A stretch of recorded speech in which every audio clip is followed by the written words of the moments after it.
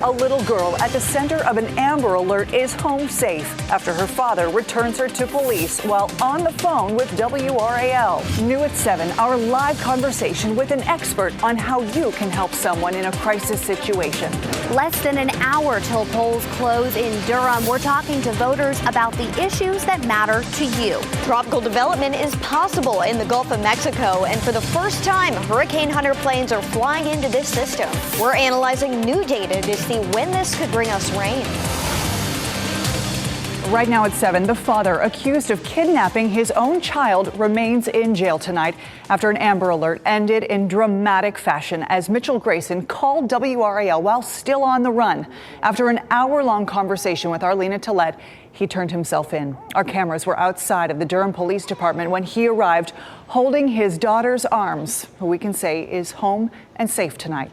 Good evening and thank you for joining us. I'm Ashley Rowe. And I'm Dan Haggerty. Now, with everything happening in a situation like that, obviously it was a very hectic night in our newsroom where a journalist was put in a position to talk to a man who was going through this type of crisis. And while that certainly is a unique thing to happen in our profession, those types of crisis calls are made every single day to family and friends and colleagues from people who are going through a crisis. So at this time, let's bring in Lena to talk to us about this, as well as our guest tonight, Dr. Mary Hinson, to talk about how we should handle these types of situations. Dr. Hinson, thank you so much for being with us. Lena, let's get started with you. Right. Yeah. Dan, I can tell you that the entire situation was incredibly surreal. Many members in our newsroom right now are still trying to process it. It was so incredibly emotional. I do want to reiterate, as soon as we got on the phone with Mitchell Grayson, members of our team called Durham Police. The most important factor, of course, was whether Paisley was safe, whether she was okay, and that she was headed to a safe place, and she was on both fronts. However, I'm not a trained negotiator. I was put in a position where I wanted to stay on the phone with him for as long as possible, and it ended up being for an hour and 20 minutes until he finally arrived at headquarters. But of course, these types of situations can be unpredictable, emotional, volatile, even violent. We know that the situation was. Dr. Hinson, you know, if you have the ear of someone who is in the midst of a crisis, what do you do immediately to try to instill trust? Yeah, that's a great question, because very often nerves kick in after trying to figure out what's happening. But one thing that I think is helpful for the person who's receiving the communication or they're involved in the interaction is to see it as an olive branch. If they're reaching out to you, it's because they are needing something. That could be support, that could be reassurance, but to see it in that way versus judgment stemming and it be like, oh, you're, complaining, or it could be worse. When judgment starts to come out, that can make a situation escalate. So definitely seeing it as an opportunity to connect and that there's a need there. They're reaching out for a reason. In longer conversations, are there red flags that you should listen to that might not seem obvious to someone who isn't trained, but that we should be paying attention to when listening to somebody explaining what they're going through?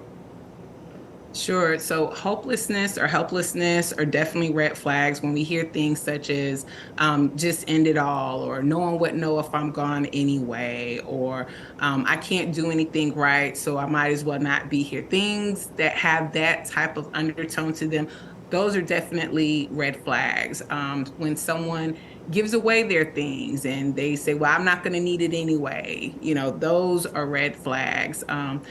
Any type of behavior that's erratic and is just not them, from their baseline of how you know them, that's going to be something to clue into as well.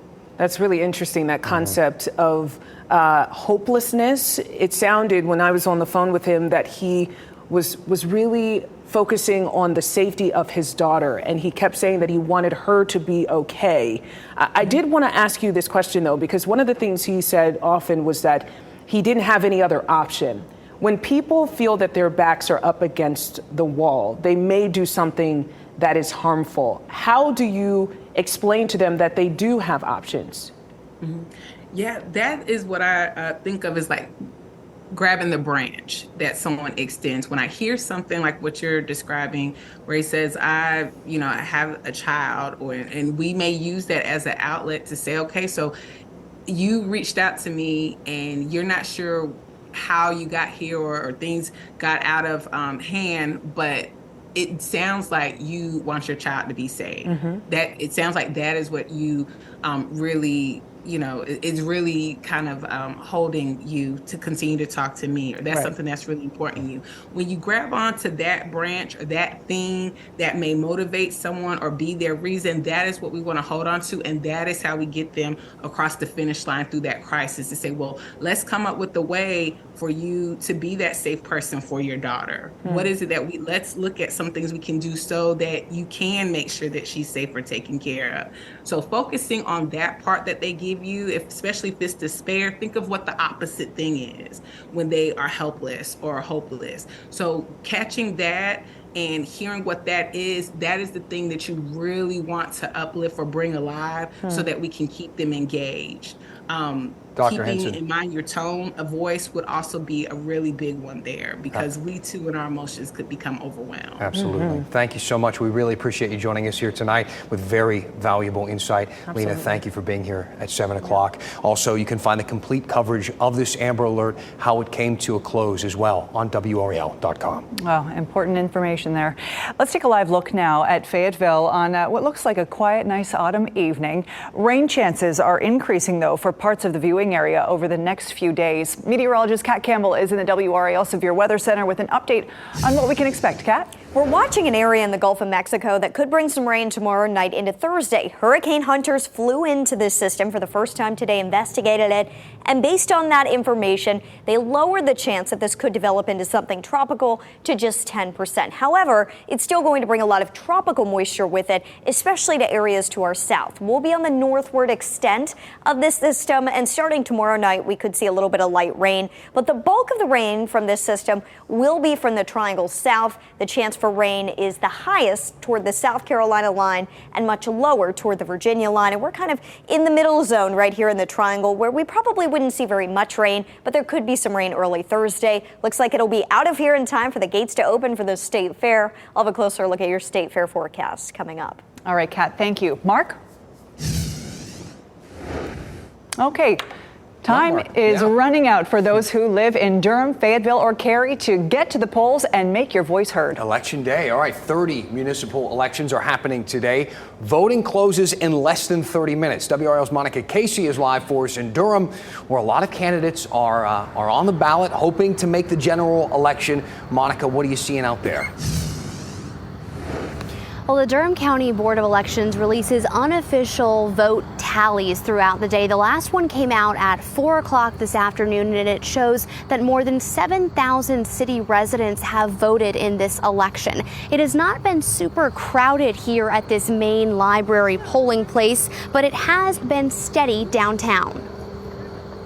Durham voters are making their voices heard this primary election, choosing from a large slate of candidates. Voter Leslie Saunders is about to turn 72. She's participated in every election since she was 18. I've voted in California, Tennessee, Texas, New York, Ohio, Georgia, Kansas. Primary elections typically have lower turnout. Saunders says they are still important. Too many of my ancestors died so I could vote. She tells me she's voting on people-oriented issues. What's important to me here in Durham is public safety, housing. Housing costs have gone up everywhere. Hester Boy wrote the Bull City Anthem to promote unity. Now he's showing his Durham pride in another way, by voting. I just really believe our youth matters. Our youth matters, and to have someone that engages our youth and engage some of the issues that individuals may have here in Durham. He hopes the next city council can tackle a variety of issues. Like affordable housing, making sure that we keep up with the pace of the growth that Durham is having.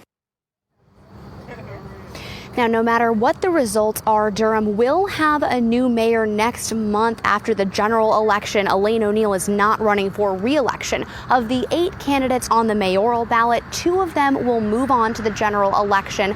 12 people are running for the at-large city council seats. Of those, 6 will move on from today's primary.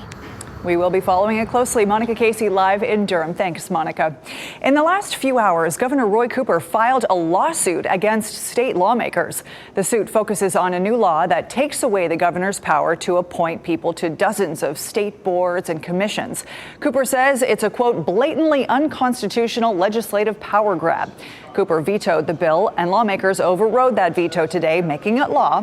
State legislative leaders have not issued any comment since the lawsuit was filed. That bill was one of 5 vetoes that lawmakers voted to override this afternoon. At least 3 lawsuits have been filed since then. One filed by voters' rights activists claims the bill that made multiple changes to elections laws will suppress votes. And now to a quick update on a topic I touched on about 2 weeks ago in an in-depth segment, the move allowing lawmakers to decide for themselves what documents become public records and which emails and receipts and conversations we'll just never know ever happened. State Republicans inserted that language into the 625-page state budget without any debate or public discussion whatsoever. And today now, State Treasurer Dale Folwell, who is also a Republican, has said that he thought this was a bad idea, saying it, quote, reduces confidence in all levels of government. The House Speaker, also a Republican, said today that he's a bit surprised by the amount of pushback around the subject. You can read more about how lawmakers exempted themselves from the law in the NC Capitol section of WRAL.com. As for Folwell, he says his office doesn't need a law to continue to be transparent. A mayor known for Cary's big boom has passed away. After the break, a look at Coca Booth's legacy and the impact he had on the Triangle. Plus, it's almost time to head to the State Fair, but first, today crews were making sure the rides are safe. We'll take you inside the inspection process coming up.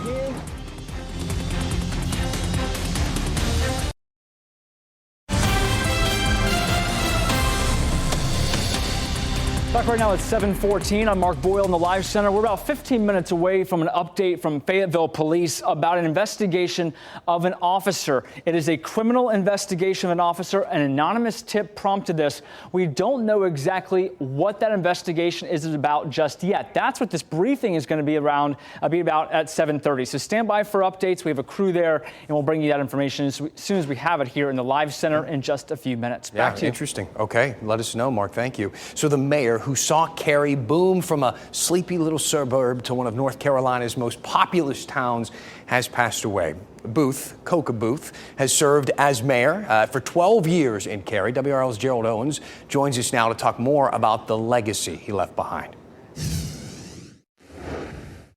One of the people who helped make the town of Cary what it is today has died. Former town councilman and longtime mayor Coca Booth died yesterday at the age of 91.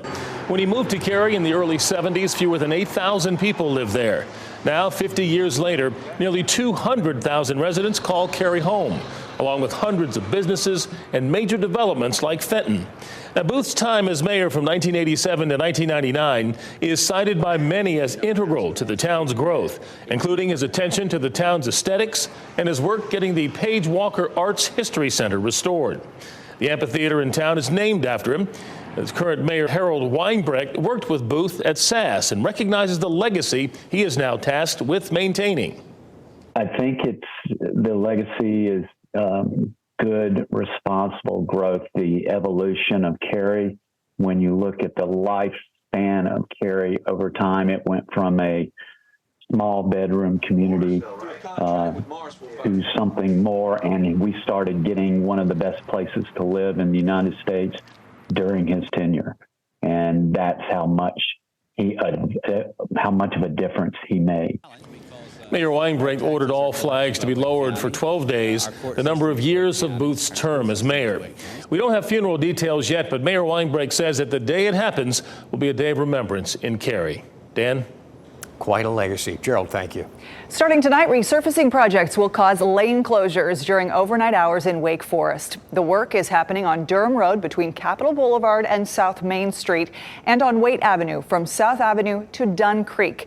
The work will happen from 7 p.m. to 6 a.m. on select nights through October 24th. Drivers are encouraged to avoid the area if possible. With less than 24 hours until the North Carolina State Fair kicks off, inspectors are checking all of the rides to make sure they are safe for you and your family. Whether you are a thrill seeker who craves the speed and the height, or you prefer the slower things like the carousel, North Carolina has some of the strictest standards in the country for this sort of thing. The state inspects every ride every time they are set up. Dennis Brown is an inspector with the North Carolina Department of Labor. He says most damage happens in teardown and transit, so they look at rides before they are even unloaded from the trucks. We inspect the ride every time it's set up. A lot of these rides, we just looked at them in Pitt County and Wayne County and Wilson. We've seen all these rides over the last couple of months, several times. Most injuries on amusement rides are human caused, so inspectors say it's important to follow the rules when you ride. This year's inspectors have to check 96 rides at the fair. Morrisville has a new temporary disc golf course as the sport grows in popularity. It's called Dragonfly. It's located along Town Hall Drive and winds through the future town center site behind the Morrisville Police Department. A ribbon cutting was held this afternoon to celebrate the new 9-hole par 3 course. It's available 7 days a week from sunrise to sunset. I wanted to play disc golf. I'd give it a try. Okay, we're going to go. All right, let's do it. Beautiful White Lake tonight. Oh my gosh. The sunsets are just stunning in the 7 o'clock hour. Meteorologist Kat Campbell joining us right now. We've had some fortunate weather recently. Yes, we have. I mean, most of last week was dry. We've had the first half of this week dry. Changes are coming, but just in time for the State Fair. I want to show you for the first time the Ferris wheel is lit up tonight. 67 degrees. We are less than 48 hours away from the fun kicking off. Gates open at noon on Thursday. Luckily, it looks dry on Thursday at noon, though we do have a chance for rain in the morning. It's still looking dry for the start of the State Fair. We lowered the high a little bit, 76 instead of 78 now. And even as we get toward dinner time, we should stay in the 70s. Nice weather if you want to eat dinner out at the State Fair on Thursday. I mentioned that the chance for rain would be there during the morning hours, mainly from the Triangle South. And that's because of this Gulf system that we're tracking. Best rain chances toward the South Carolina line. And that would be tomorrow night into Thursday morning. Certainly not a washout, but it's something that we are keeping a close eye on. And then there is another system headed our way for the end of the week and into the weekend. We've got a cold front on the way that brings a chance for a few showers and then knocks our temperatures down by the end of the weekend into early next week. The chance for rain about 50% tomorrow night into Thursday morning. The best chance would really be toward the Sandhills and Fayetteville. Check in for an update with meteorologist Mike Mays tonight. Hurricane hunters investigated that system, so we've got new data going into our models now.